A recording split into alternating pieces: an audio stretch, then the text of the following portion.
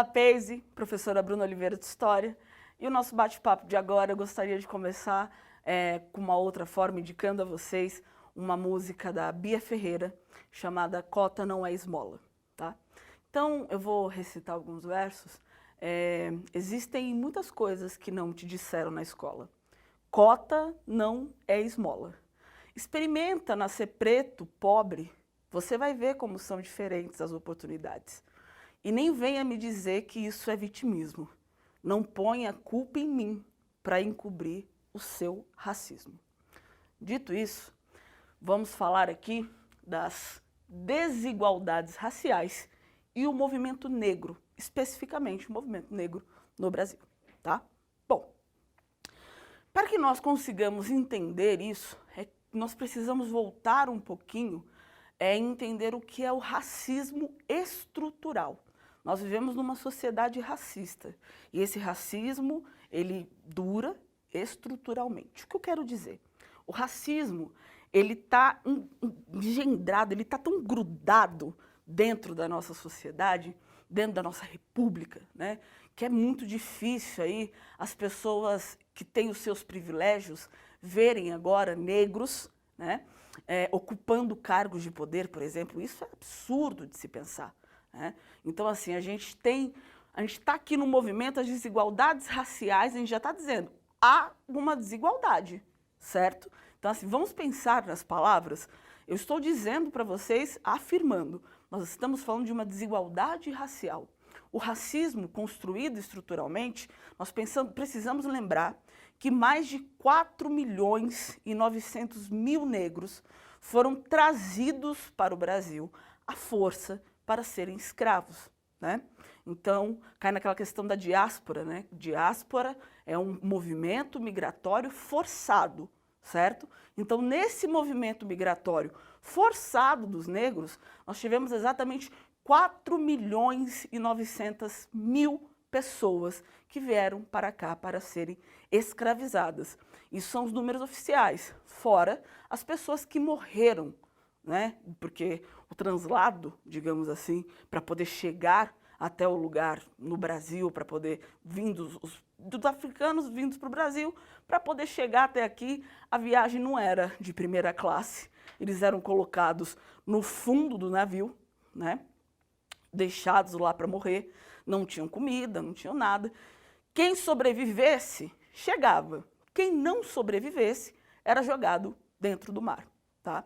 E aí, inclusive, sugiro a vocês um filme chamado Amistad. É A-M-I-S-T-A-D, tá? Que o D é mudo, é Amistad.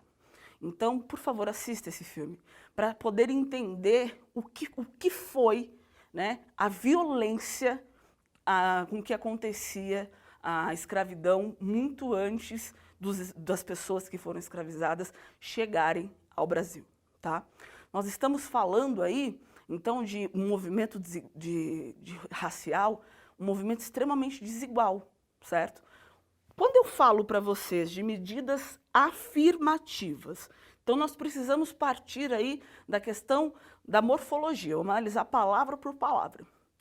Afirmativa, ou seja, eu estou dizendo para você, estão afirmando que sim, há uma desigualdade que não podemos esquecer entre brancos e negros. Isso é um fato. E o que é um fato? Um fato não é, então, uma coisa que foi estudada por diversas pessoas, várias pessoas construíram ali suas visões, contribuíram com recortes históricos para poder, então, que nós tivéssemos esse tipo de dado, entende? Então, assim, quando começou-se a questão das cotas, associa-se muito as cotas a um governo ou outro. Isso deve ser absolutamente banido da sua mente, porque embora o governo tenha dado ouvidos, né, a essa população, a população negra, né, vem lutando desde o fim da escravidão no Brasil, que ocorre em 1888, como a gente diz aqui, é o nosso primeiro tópico. Dormimos um país escravocrata e acordamos uma república. E essa república não pensou em inserir a todos, muitíssimo pelo contrário. Era uma república que trazia dentro de si a questão da desigualdade, a questão da misoginia, a questão de achar que a vida negra vale menos, a questão de não enxergar o negro como pessoa, continuar vendo ele como um objeto, como coisa. Uma das falas mais frequentes e que eu imploro que a gente pare de falar sobre assim, você vê uma pessoa negra e tal, aí um homem negro, não, porque o homem negro tem os órgãos muito mais avantajados do que isso e aquilo. Isso é objetificar uma pessoa. Isso é tornar uma pessoa um corpo. E isso nós não podemos fazer. Nós devemos, aliás, parar de fazer isso. E é justamente esse movimento, né, enfim, que faz com que tudo isso aqui vire uma grande bagunça. Então vamos pensar aqui e vamos voltar. Ó.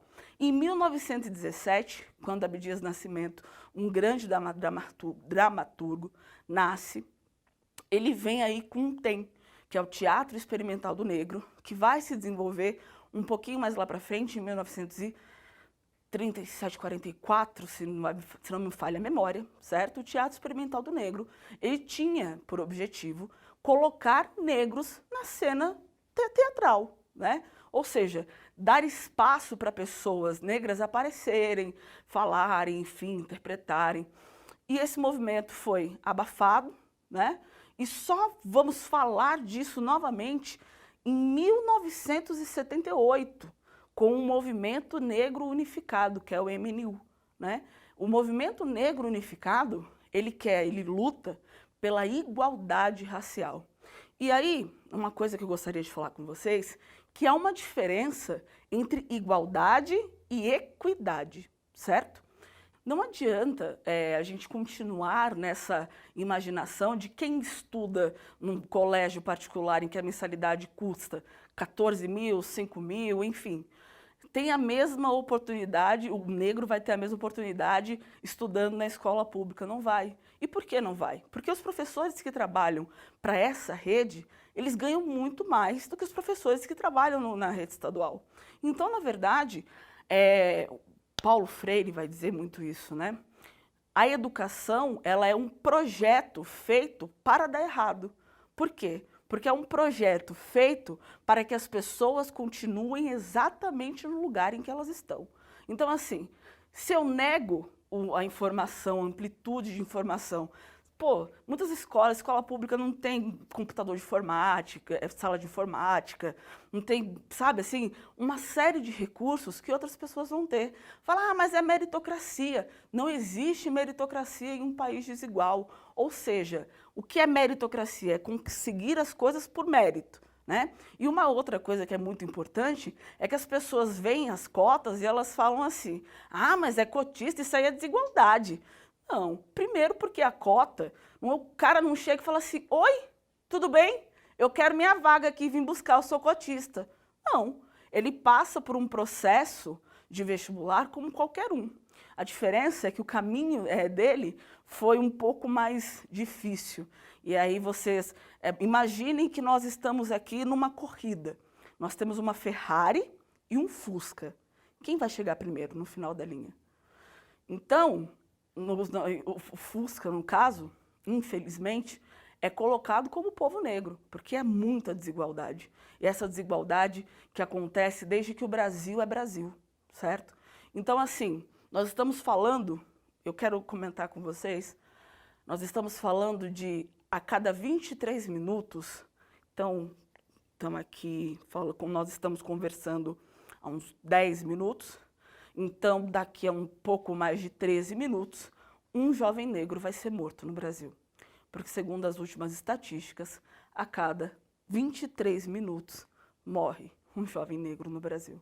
Percebem que há uma disparidade e que todo o Estado, toda a máquina estatal, toda a máquina pública é voltada para deixar essas pessoas no lugar em que elas estão. Então, só para finalizarmos aqui, ó, igualdade e equidade. O que é equidade? É reconhecer que essa pessoa está em um nível de desvantagem muito maior. Então não adianta somente produzir igualdade. Igualdade de quê? Igualdade com quem? Então tem que ter uma equidade, ou seja, um algo a mais. Você tem que dar a essa pessoa as ferramentas necessárias para que ela consiga sair da sua situação, para que ela consiga não, para que nós consigamos mudar a visão que temos sobre o fato de negro ser escravo, o fato de jovens periféricos continuarem sendo assassinados no Brasil à torta e à direita. A polícia não chega da mesma forma que chega no Morumbi, que chega nas favelas invadindo. Entendam uma coisa, enquanto nós vivermos num país que carrega dentro do seu bojo, vamos dizer assim, dentro da sua configuração, uma desigualdade tão gigante, a gente não vai conseguir, de fato, fazer com que negros e pobres tenham as mesmas, negros e brancos tenham as mesmas oportunidades. Isso é importantíssimo para você saber.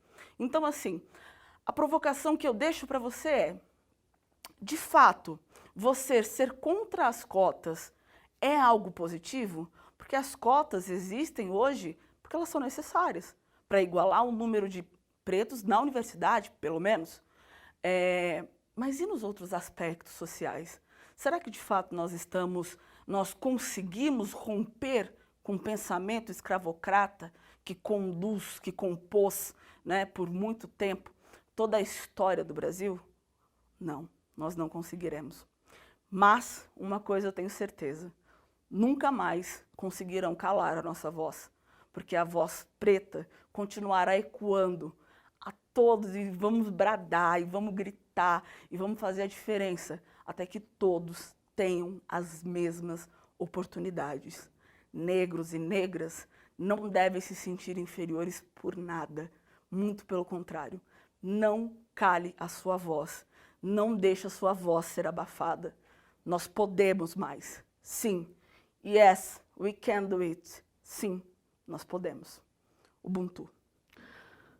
Então, nós falamos aqui nesse nosso bate-papo valiosíssimo de agora sobre as desigualdades, o movimento negro, explicamos sobre a questão da cota, da medida afirmativa, falamos sobre a luta para alcançar espaço e lugar de fala, né? O lugar de fala, ou seja, o negro ele tem que, quando a gente falou de equidade, né? O negro ele tem que ter o direito de falar sobre si, não ter só ser estudado como se fosse um ser exótico, ok?